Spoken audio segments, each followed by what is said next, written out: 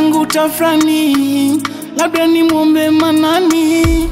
Wananisema jirani, sijui nitakuwa mgeni wa nani. Hata kwa rafiki zangu wamenitenga si utani, sababu ya hali yangu duni.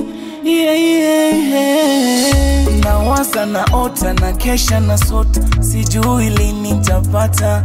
Shida zinanichosha na kesha na ota, nawaza mpaka na data. Namuomba Mungu Baba nisaidie, ikiwezekana anishindie.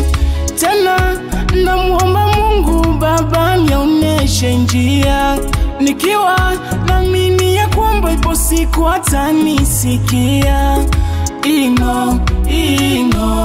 Shida zimenielemea, nami nauza karanga, na mimi ipo siku tatoboa.